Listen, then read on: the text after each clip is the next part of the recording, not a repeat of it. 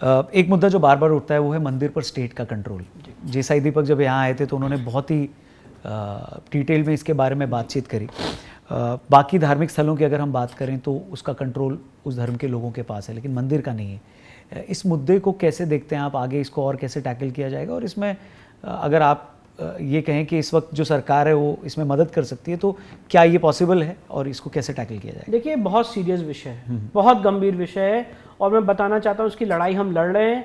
On ground आपको स्थिति बताना चाहता हूँ। एक मंदिर है कर्नाटका में, मैं तो क्योंकि आपको फर्स्ट हैंड उदाहरण दे रहा हूँ। एक मंदिर है कर्नाटका में जिसे किष्किंधा कहते हैं, कोपर डिस्ट्रिक्ट में, हनुमान जन्मभूमि, जहाँ ये माना जाता है कि वहाँ पे बजरंग बली ने जन्म लिया था। उनकी जन्मभूमि है किष्किंधा, कर्नाटका में, कोपर डिस्ट्रिक्ट में, अंजनाद्री हिल्स पे। ठीक है। वहाँ पे रामानंदी संप्रदाय के जो महंत हैं उन्होंने जगह को अपनी तपस्या से जागृत किया।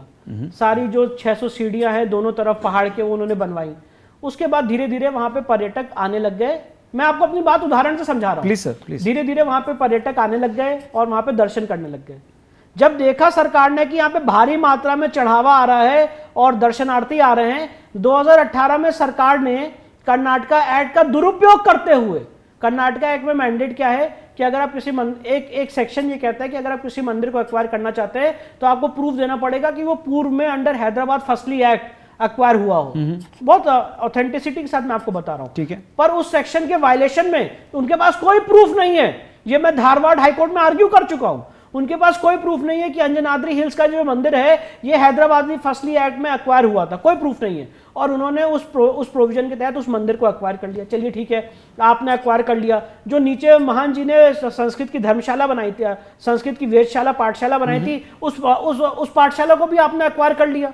और उसके बाद अब हो क्या रहा है वहां पे जो फंड्स आ रहे हैं, जब आपने जो वहां के मेन महंत थे उनको आउट कर दिया, तो अब वहां पे जो आपके पास फंड्स आ रहे हैं, कैसे पता होगा मुझे या आपको कि क्या फंड्स आ रहे हैं? ठीक है। हम तो है ही नहीं। तो आप जो लोग कहते हैं मंदिर का पैसा सरकार ले रही है और बाकी लोग पूछते हैं भैया जरा प्रूफ दीजिए, तो प्रूफ देगा कैसे आदमी? जब आपने हेल्म ऑफ द अफेयर से किसी आदमी को बाहर कर दिया तो प्रूफ कैसे देंगे? अब आप जो बोलेंगे कि 60 लाख रुपए आ रहा है, 50 लाख रुपए आ रहा है, हमें वो मानना पड़ेगा। तो पॉइंट एंड इशू मेरे 2 आर्ग्यूमेंट है। पहली बात, मंदिर एक्वायर करने के लिए जो तर्क दिया जाता है मंदिर एक्विजिशन इसलिए सही है क्योंकि मिसमैनेजमेंट है। अच्छा। मैं आप ये तर्क दिया जाता है कि भाई मंदिर एक्वायर, जो एक इंटेलेक्चुअल क्लास है वो ये कहता है मंदिर एक्वायर करना इसलिए जरूरी है क्योंकि बड़ा मिसमैनेजमेंट है मंदिर के एक्विजिशन में। तो मैं सवाल पूछना चाहता हूं, मिसमैनेजमेंट आपको चर्च में या मॉस्क में या वक्फ प्रॉपर्टी में नहीं दिखता है? अगर मिसमैनेजमेंट ही आपका ग्रैंड नॉर्म है कि मिसमैनेजमेंट के आधार पे आपको किसी जगह को एक्वायर करना है, तो चर्च को भी एक्वायर करिए, मॉस्क को भी एक्वायर करिए। सिर्फ और सिर्फ मंदिर ही क्यों?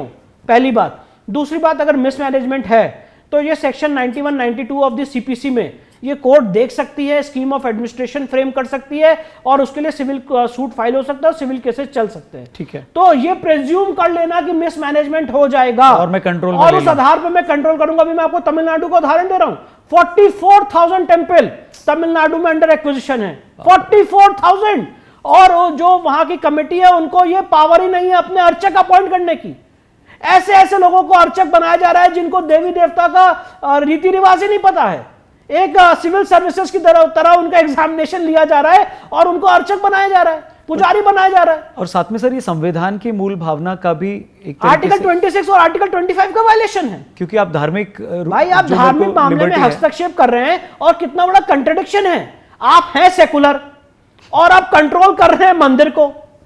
आप कितना बड़ा कंट्रडिक्शन कर रहे हैं। किसने बनाई सर ये खिचड़ी इतनी कि जहां पे आपको इतना कॉम्प्लिकेट? अच्छा, मैं पूछना चाहता हूं, कोई भी मंदिर, आपको एक उदाहरण दे रहा हूं आपको, और कोई भी आदमी मुझे कंट्रडिक्ट करे। जरा उदयपुर में जो महाराणा प्रताप का मंदिर है एकलिंग जी का, उससे थोड़ी ही दूरी पे 5 किलोमीटर दूर एक दूसरा मंदिर है, सास बहु मंदिर। वहां कोई एक्वायर नहीं कर रहा उस मंदिर को। वो जीर्ण शीर्ण अवस्था में पड़ा हुआ है, देवी देवताओं का अस्तित्व मिटा हुआ है। लोग वहां पे जाके वेडिंग फोटो शूट्स कर रहे हैं, तरह तरह की चीजें कर रहे हैं। वहां किसी को नहीं पड़ी हुई है उसको एक्वायर करने की। पर अगर अभी उस मंदिर को मैं जागृत कर दूं, वहां पे देवी देवताओं का अस्तित्व रख दूं और वो जागृत हो जाए, फंड्स आने लग जाए, तो तुरंत उसका एक्विजिशन हो जाएगा। रेवेन्यू मॉडल देख रही है सरकार बस। तो ये चीज बहुत गलत है। आर्टिकल 25, 26 का वायलेशन है। साथ ही साथ सेक्युलरिज्म के प्रिंसिपल्स को अगर आप मानते हैं उसका वायलेशन है।